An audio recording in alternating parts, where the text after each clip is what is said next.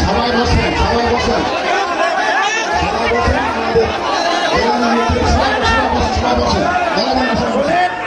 আমার কথা শোনেন আগে আপনি, আমার কথা শোনেন। না না না না, আমার কথাকে শুনতে হবে, আমার কথা শুনতে হবে, আমার কথা শোনাই লাগবে তোমাদের, আমার কথা শোনাই লাগবে। তোমরা গরু হিসেবে আমার কিনে নিয়ে শুনি না না, বলতে দেন, আমার বলতে দেন, আমার বলতে দেন। এই যে রৌফ ভাই বলেছে না টাকা ছাড়া বক্তা আসেনি, এটা বক্তাদের একটা দুর্নাম, এরা বক্তাদের একটা দুর্নাম। আমি টাকা নিয়ে আসিনি, কথা ভুল কথা। আমি টাকা না না রাখেন, রাখেন, রাখেন,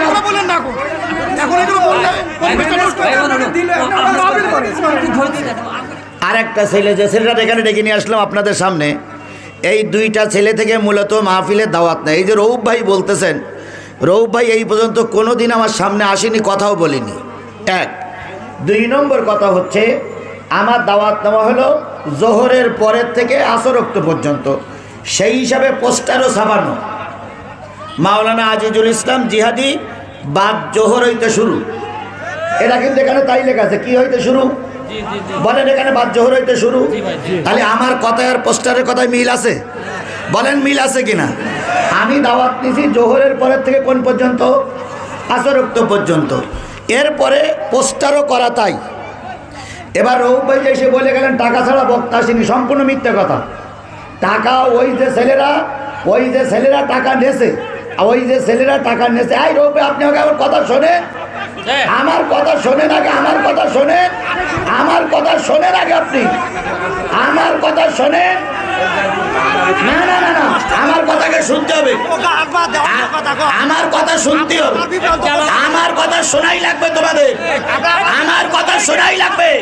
তোমরা গরু হিসেবে আমার কিনে নিয়ে শুনি না না, বলতে দেন, আমার বলতে দেন, আমার বলতে দেন।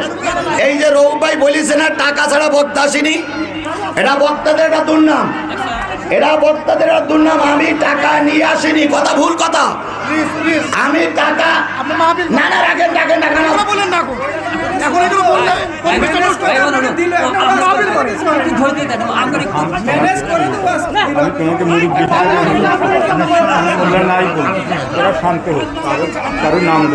এগুলো এগুলো কি?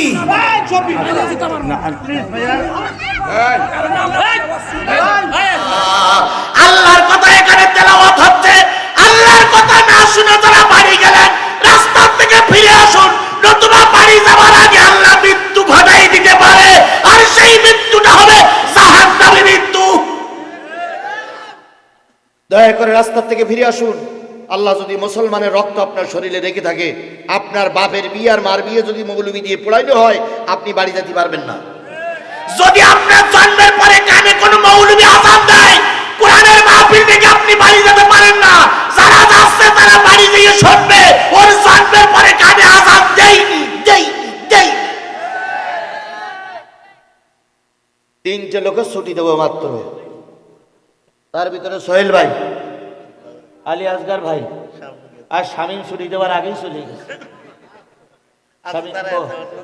শামীম আছে, এই তিনটে লোকে ছুটি দেবো, কারণ ইনি একজন বড় দায়িত্বশীল। সোহেল ভাইয়ের অনেক রাস্তা, ছুটি দেবো। এর দেখা দেখে আর কারা কারা যাবেন হাত তোলেন তো, যান সোহেল ভাই, সোহেল যান। জি শুক্রিয়া, জি আলী আসগার ভাইকে ছুটি দিলাম। জি জি জি, মোবাইলে কথা হবে ইনশাল্লাহ। দেখি 6,500, ও 6,500 আগে ঘোষণা গেছে, এই 500, আর এই দুটাই বলতেছি। তাই আল্লাহ পাক বললেন, ও নবী 10টা জিনিসের কথা মানুষকে বলে দাও।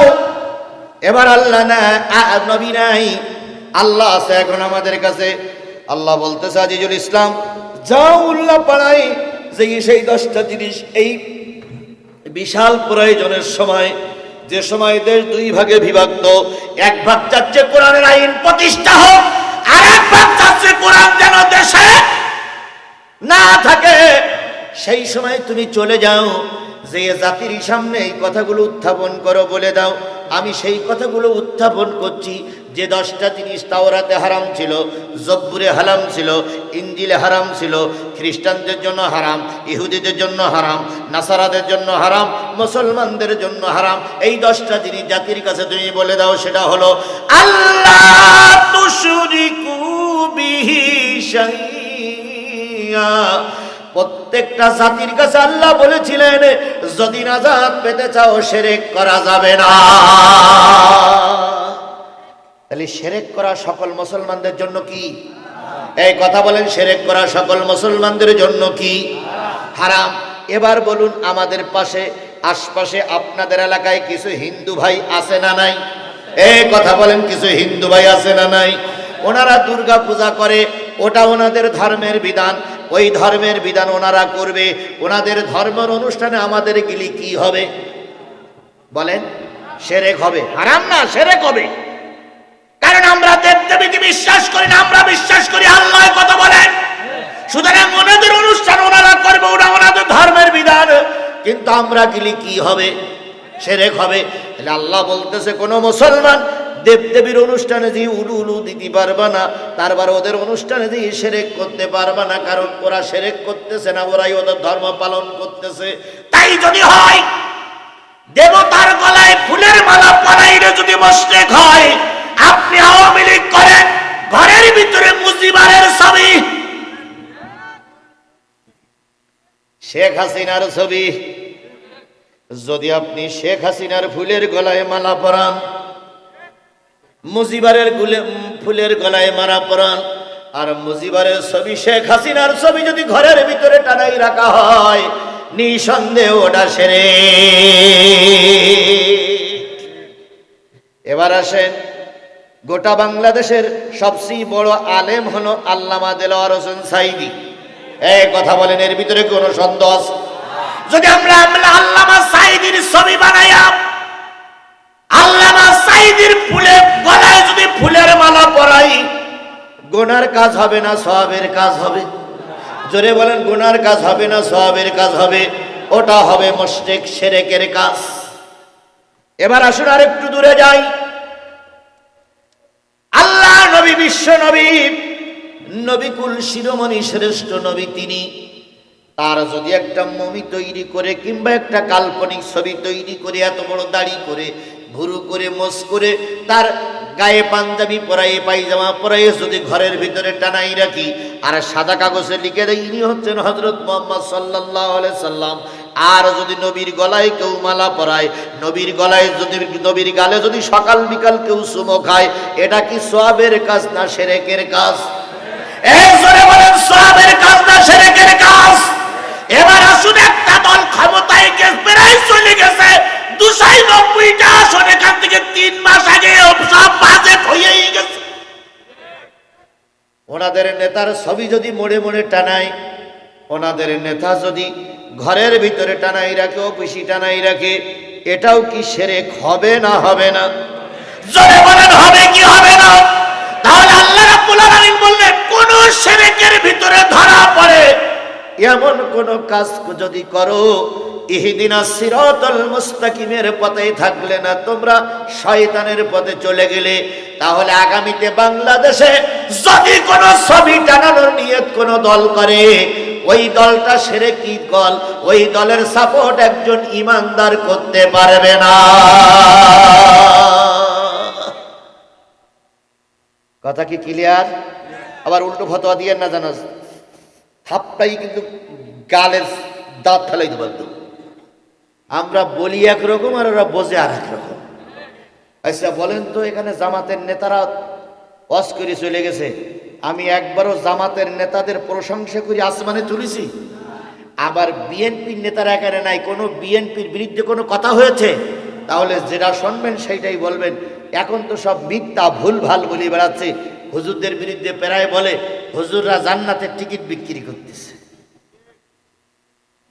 এরকম কথা বলা লোক আমার সমাজে আছে না নাই? এই কথা বলেন, আছে না নাই? আচ্ছা আপনাদের কাছে চ্যালেঞ্জ করলাম, অনেক রকম কথা কাটছাট করে লাগানো যায়। যেমন হাদিরে গুলি করলো যে ছেলেটা, সে ছেলেটার নাম হচ্ছে ফয়সাল। ফয়সাল ফয়সাল গুলি করেছে হাদিরে। এইবার হাদিরে গুলি করার পরে ফয়সালের ছবি আর সাদিক কাইমির ছবি এক জায়গায় করে চা খাওয়ার দৃশ্য প্রকাশ করে আমাদের সম্মানিত রিজভী সাহেব বলতেছে সাদিক কাইমির সঙ্গে ফয়সালের বিরাট সম্পর্ক। আবার পুলিশের একজন কমিশনারের সঙ্গে ফয়সালের চা খাওয়ার দৃশ্য দিয়ে বলতেছে এর সঙ্গে বিরাট সম্পর্ক।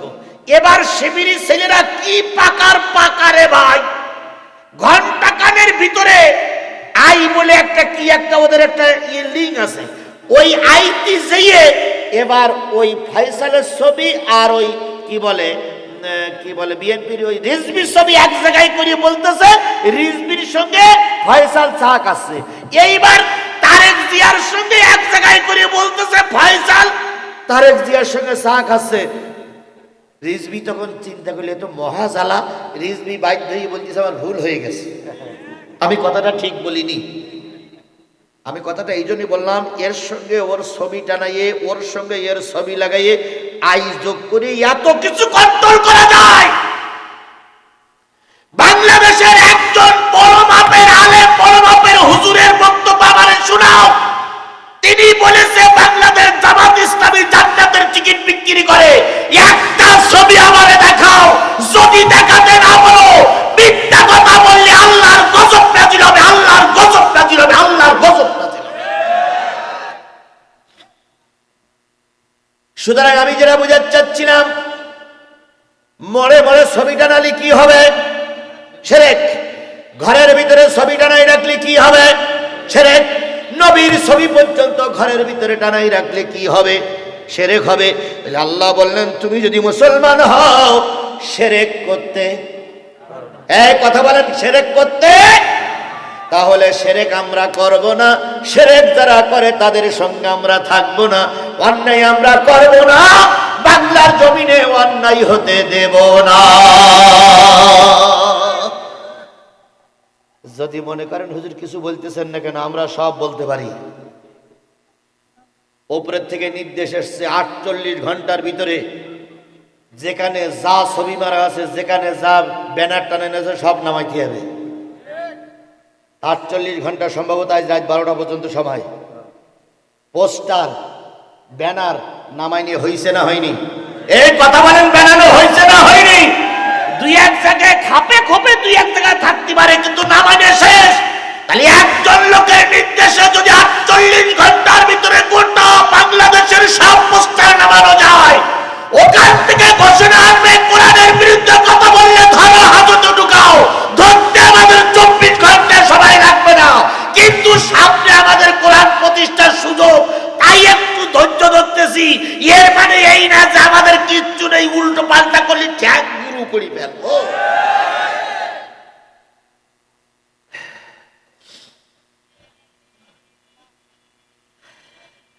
তাহলে কয়টা নিষিদ্ধ কাজ? তার ভিতরে 1 নম্বর হচ্ছে আল্লাহর সঙ্গে শরীক করা। কথা মনে থাকবে তো? 10টা কাজ বলা আপনাদের বলা লাগবে, আমি শেষের দিক বলা আবার জিজ্ঞেস করবো।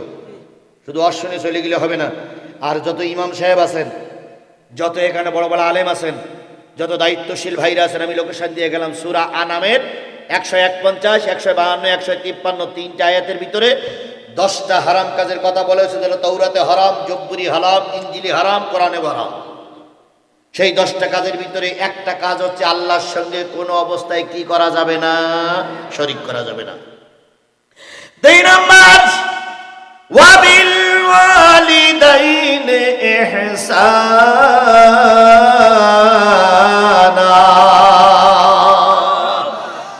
ও আমার বান্দা, ও নবীর উম্মত, পিতা মাতার সঙ্গে দুর্ব্যবহার করো না, পিতা মাতার সঙ্গে উত্তম আচরণ করো।